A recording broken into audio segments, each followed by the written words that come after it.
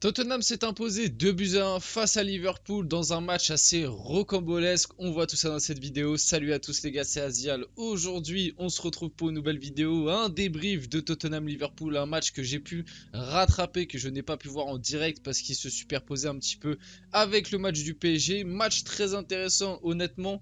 C'est le premier vrai match depuis le début de la saison que je regarde de Tottenham, si je ne me trompe pas. J'avais pas pu vraiment me pencher sur le nouveau Tottenham.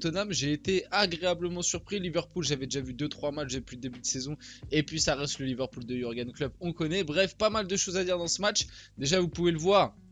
Il y a eu 2 buts à 1, il y a eu un CSC de Matip à la dernière minute de jeu, il y a eu 2 cartons rouges côté Liverpool, donc on va avoir pas mal de choses à dire. Avant que la vidéo commence et qu'on rentre vraiment dans le match, n'hésitez pas à liker, commenter, partager, vous abonner, ça fait toujours plaisir et ça aide énormément pour le développement de la chaîne. Allez, on y va. Qu'est-ce qui s'est passé? Bon, déjà, le match a commencé très mal pour Liverpool. Je parle vraiment sur le point de vue en termes d'effectifs, hein, puisque c'est arrivé très tôt dans le match. Je crois que c'était à la 20e minute de jeu, quelque chose comme ça. Dès la 19e minute de jeu, carton rouge pour Liverpool sur cette faute là, du coup de Curtis Jones. Alors bon, la faute, quand tu vois le ralenti, que tu vois ça, tu te dis c'est incontestable, le rouge est mérité. C'est vrai que à vitesse réelle, tu peux avoir un petit peu plus de doute dans le sens où d'abord son pied vient toucher le ballon et après, oui, ça vient toucher au niveau du tibia, hein. On voit le pied de Curtis Jones, là, les crampons, en fait, c'est surtout les crampons, c'est pas le pied, c'est vrai, c'est la semelle de Curtis Jones vient taper au niveau du protège tibia, donc ça aurait pu être très dangereux, il aurait pu lui casser le tibia. Soyons honnêtes. Et le carton rouge, pardon, il arrive à la 26e. J'ai vérifié, il arrive à la 26e minute de jeu de Curtis Jones. Donc directement Liverpool réduit à 10 contre 11. En plus dans ce début de match il y avait eu pas mal de répondants des deux côtés. Liverpool avait quand même je trouve un petit peu plus de maîtrise sur les phases où ils avaient le ballon. Tottenham de Postecoglou, tu sens que c'est une équipe qui prend son temps, aime bien avoir la balle. Bon, ils l'ont bien eu dans ce match du coup parce que Liverpool une fois qu'ils ont pris leur carton rouge se sont mis à défendre. Mais c'est vrai que ça a un petit peu faussé je pense le match, surtout qu'on va le voir juste après il y aura une deuxième situation où il y aura carton rouge. Tout ça pour finir que malgré tout, le carton rouge est quand même assez justifié parce qu'il y a la semelle au niveau du tibia, même si à vitesse réelle, il n'y a pas intention de faire mal, malheureusement pour Curtis Jones. On arrive sur l'une des premières situations, ça vient juste après le carton rouge. Encore une situation du côté Liverpool, tu peux te sentir très lésé. Du coup, ballon vers Mohamed Salah, juste ici. Mohamed Salah qui va réussir à se dépêtrer de son défenseur et envoyer Luis Diaz dans la profondeur. Luis Diaz qui va arriver face au but et qui va mettre une finition magnifique. Frappe croisée, bam, petit filet, la balle finit juste ici. La finition de Luis Diaz est magnifique. Malheureusement, but refusé pour position de hors-jeu. Alors à première vue sur le ralenti, même moi, honnêtement, je voyais pas le hors-jeu. Quand j'ai revu et tout, je me suis dit, mais attends, mais il n'y a pas hors-jeu là. Comment la VAR et l'arbitre peuvent siffler hors-jeu alors que moi, quand je vois comme ça à l'œil nu, il n'y a pas hors-jeu. Mais après, je me suis dit, bon, peut-être que c'est l'angle de caméra qu'il nous montre à la télé qui est peut-être pas bien aligné par rapport, tu peux peut-être pas voir de façon idéale, etc. Peut-être que la VAR ont eu un meilleur point de vue.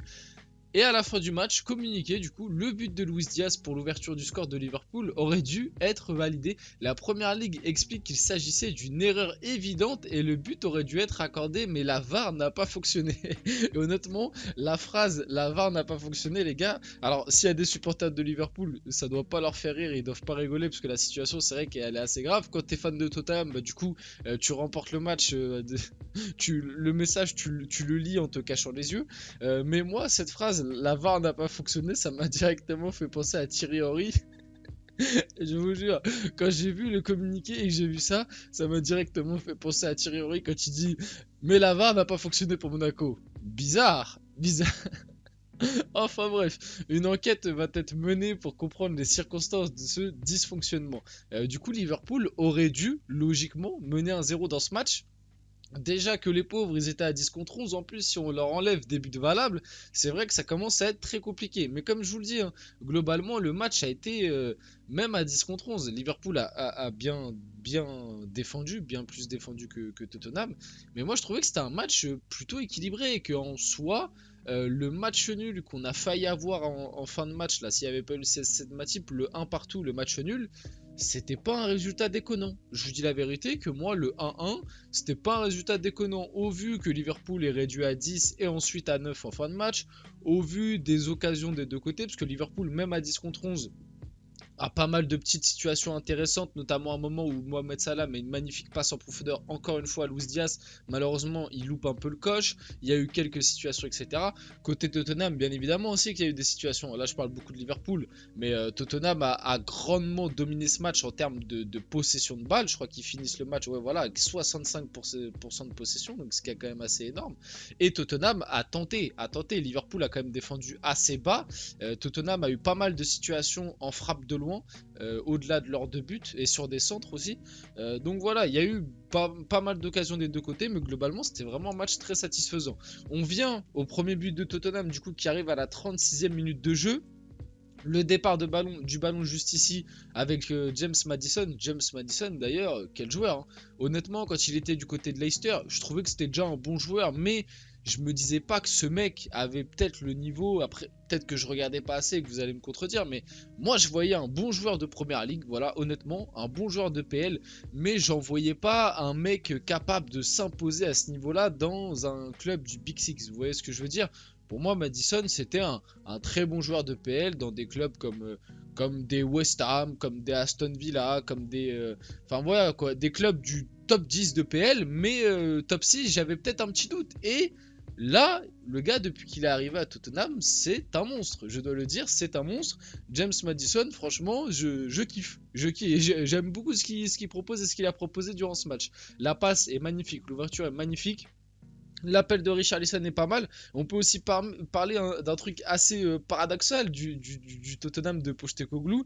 C'est-à-dire que Hugminson, qui est de base un ailier gauche, et Richarlison, qui est de base un numéro 9, Postecoglou, il s'est dit, oh bah tiens, ça ne fonctionne pas quand ils jouent à leur poste, je vais les inverser. Et c'est vrai que depuis que Richarlison joue à gauche et depuis que Son joue en pointe, et bah ça se passe beaucoup mieux sur le point de vue individuel pour les deux, parce que Son côté gauche l'année dernière, côté gauche l'année dernière, ça jouait souvent collé un petit peu à Kane, mais vous avez compris. Son l'année dernière, la saison a été très compliquée. Le début de saison, la Postecoglou, si je me trompe pas, au tout début de la saison, il a retesté un petit peu à gauche, c'était pas foufou. Et depuis que Hugminson est passé en pointe, là, on retrouve le vrai bon Hugminson. Et pareil, Richarlison, on s'en rappelle de sa saison de l'année dernière où le gars, il a inscrit 0 ou 1 but en première ligue, je crois. Je crois 1 but en première ligue et encore, il l'a inscrit dans les dernières journées du championnat.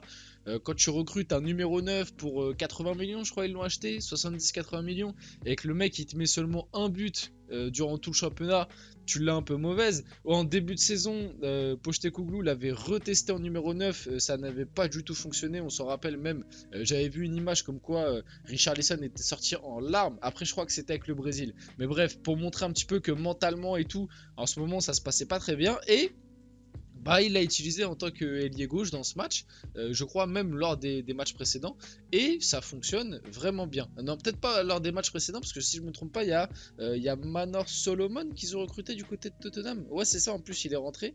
Il y a Manor Solomon, d'ailleurs, qui est rentré à la place de Son, parce que Richarlison était passé en pointe après. Mais voilà, en tout cas, Tottenham, il y a de l'effectif. Postecoglou a su relancer des joueurs qui en avaient besoin, et ça fait amplement plaisir. Du coup, le centre de Richarlison, l'appel était bon, la passe, l'ouverture de Maddison parfaite. Hugminson vient la pousser dans le but vide, c'est une action typique qu'on t'apprend, ça c'est des actions d'école de football les gars. C'est décalage, l'appel de l'ailier qui fait une petite passe en retrait pour le numéro 9, ça c'est typique dans les écoles de foot et c'est une magnifique action. 1-0 pour Tottenham. Malgré tout, Liverpool va répondre juste avant la mi-temps, à la 45e plus 4, ouverture de Szoboszlai qui va ouvrir, je crois que c'est Van Dijk qui la remet de la tête, et là Cody Gakpo qui va contrôler et en se retournant mettre une magnifique frappe. On le voit pas très bien mais le ballon est là, la frappe est magnifique, il va se retourner et bam, l'envoyer. Ça fait un partout pour Liverpool juste avant la mi-temps. Malheureusement, encore une mauvaise nouvelle. Décidément, Liverpool a eu pas mal de faits de jeu contre eux. La blessure de Cody Gakpo sur le but qui marque. En gros, en se retournant, en frappant, en se retournant, je crois qu'il a senti une petite gêne. Je me demande même s'il n'avait pas déjà un peu mal pendant le match. C'est ce qu'expliquaient un peu les commentateurs. Peut-être qu'il avait déjà un peu mal avec un duel à un moment avec Udogie. Mais en tout cas, il s'est vraiment blessé et il est du coup sorti sur cette reprise et ce but là. Malgré tout, il permet à Liverpool de revenir à un partout. Et le truc un petit peu, voilà, un petit peu paradoxal encore une fois, c'est que Diogo Jota, qui remplace Cody Gakpo du coup, va prendre un carton rouge lui aussi à la 69e minute de jeu. C'est un double jaune, c'est pas un rouge direct comme avait pris Curtis Jones un peu plus tôt dans le match. Là, je vous ai mis la deuxième faute qu'il fait. Perte de balle, il veut tacler, il fait un tacle d'attaquant, il prend pas du tout le ballon. La faute est pas méchante en soi, hein, c'est juste une faute pour stopper une action. Mais c'est ce genre de faute là mérite amplement carton jaune. Donc 2 jaunes, rouges. Pour moi, il n'y a pas de scandale à ce qu'ils prennent carton rouge. Malheureusement, ça fait un petit peu beaucoup pour Liverpool. Donc deux cartons rouges. Donc Liverpool est actuellement réduit à 9 contre 11 face à Tottenham et il restait quand même 20-25, enfin même 25 minutes de jeu à jouer. Donc Liverpool a très bien tenu et malheureusement on arrive sur le but fatidique, le CSC de Joël Matip. Il y a un petit écartement, voilà, on le voit côté droit, Pedro Porro qui va adresser un centre et Joël Matip qui juste ici va vouloir contrer le centre et va l'envoyer dans son but.